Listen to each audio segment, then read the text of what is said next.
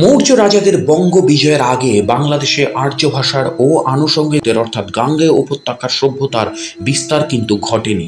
মৌর্য বিজয় থেকে গুপ্ত রাজবংশ খ্রিস্টপূর্ব ৩০০ থেকে খ্রিস্টীয় ৫০০ এই ৮০০ বছর ধরে ভাষায় বাংলাদেশের আর্যীকরণ চলেছে। বাংলার অস্ট্রিক ও দ্রাবিড়ভাষী মানুষ নিজেদের অনার্য ভাষা ত্যাগ করে ধীরে ধীরে আর্য ভাষা অর্থাৎ মগধের প্রকৃত ভাষাকে গ্রহণ করে। চর্যাপদের পালি ভাষা ছিল বাংলা ভাষার আদিরূপ। নেপালে খুঁজে পাওয়া চর্যাপদের উপর গবেষণা করে তাত্ত্বিকগণ এ বিষয়ে একমত পোষণ করেছেন।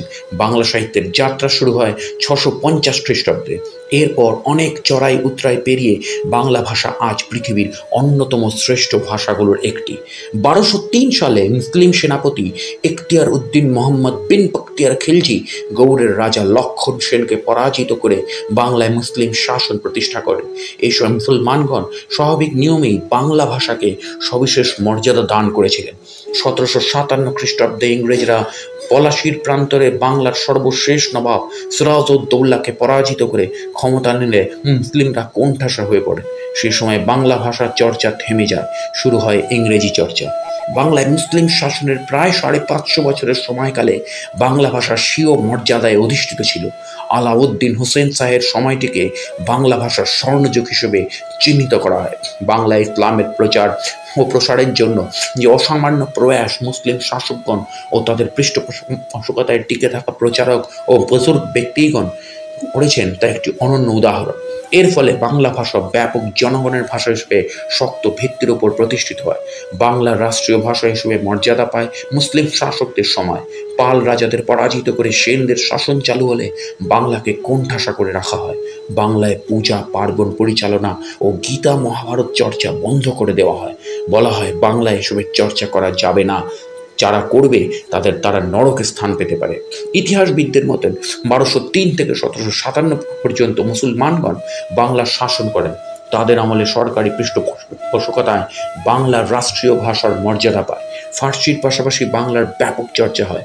এরপর ১৭৫৭ সালে পলাশীর আক্রমণে পরাজয়ের মধ্য দিয়ে মুসলিম শাসনের অবসান হলে ১৯৪৭ সালের ১৪ই আগস্ট পর্যন্ত পরাধীনতার নাগপাশে আবদ্ধ হয় বাংলা। এ সময় বাংলার কোনো রাষ্ট্রীয় মর্যাদাই ছিল না।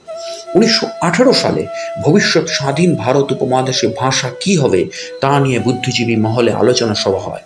রবীন্দ্রনাথ হিন্দি ভাষাকে রাষ্ট্রভাষা করার পক্ষে মত প্রকাশ করেন। সভার মাঝে কবির প্রস্তাবের সরাসরি বিরোধিতা করেন ভাষা গবেষক ডক্টর মোহাম্মদ শহীদুল্লাহ। যুক্তি দিয়ে প্রমাণ করতে চেষ্টা করেন হিন্দি উর্দু থেকে বাংলা ভাষার স্থান অনেক উঁচুতে, বাংলা ভাষার অন্যান্য আঞ্চলিক ভাষা থেকে সুগঠিত, হিন্দি উর্দু থেকে বাংলার শব্দ সংখ্যা বেশি, তাই মনের ভাব সুন্দরভাবে প্রকাশ করা যায়। সভায় ডক্টর মোহাম্মদ শহীদুল্লাহর বক্তব্যে হইচই পড়ে যায়। ১৯২১ সালে ব্রিটিশদের কাছে লিখিত প্রস্তাব করা হয় ভারতের রাষ্ট্রভাষা যাই হোক, তবে বাঙালিদের ভাষা হবে বাংলা। পরবর্তী কোনো এক সময়ে মহাত্মা গান্ধী ঘোষণা দিলেন ভারতের রাষ্ট্র ভাষা হবে হিন্দি। হিন্দিকে সমগ্র ভারতের ভাষার দাবি ওঠার পর থেকে ভারতের মুসলমানরাও খেপে যায়। তাদের পক্ষ থেকে দাবি ওঠে উর্দুকে রাষ্ট্রভাষা করা। উপমহাদেশে তখন ধর্ম নিয়ে সাম্প্রদায়িক দাঙ্গা ছিল। হিন্দুদের ভাষা বা হিন্দি ভাষা, অন্যদিকে উর্দু আরবি মুসলমানদের ভাষা, এই ধরনের মতবাদ ছিল। কাজেই অনেকেই মনে করেন ভারত এবং পাকিস্তান এই দুটি দেশের সৃষ্টিও হয় ধর্মীয় মতবাদ এবং ভাষার দৃষ্টিকোণ থেকে। অনেকেই অভিযোগ করেন বাংলা ভাষার মর্যাদা রক্ষায় যেভাবে ঢাকার বাঙালিরা সরব রয়েছে, ত্রিপুরা, আসাম ও পশ্চিমবঙ্গের মানুষ সেভাবে নয়। উল্টে আমরা হিন্দি জাতীয়তাবাদের শরণ নিয়েছি। অথচ চেন্নাই শহরে তামিল ভাষার জন্য হিন্দি বিরোধী আন্দোলনের যেভাবে দিল্লিকে বেগ দিয়েছে, সেভাবে পশ্চিমবঙ্গের বাঙালিরা দেননি। গান্ধী এবং সুভাষ বসুর মধ্যে বিতর্ক রাজনৈতিক, কিন্তু হিন্দি বনাম বাংলার বিতর্কে সেভাবে হয়নি। আর আজ তো আমরা সেই বিতর্কের ঊর্ধ্বে। বারবার অভিযোগ ওঠে যে ঢাকায় যে রকমভাবে বাংলা ভাষাকে মর্যাদা দিয়েছেন ওখানকার মানুষ, পশ্চিমবঙ্গের, ত্রিপুরার ও আসামের বাঙালি কোনোদিনই সেভাবে তার বাঙালি সত্তাকে নিয়ে লড়াই চালায়নি।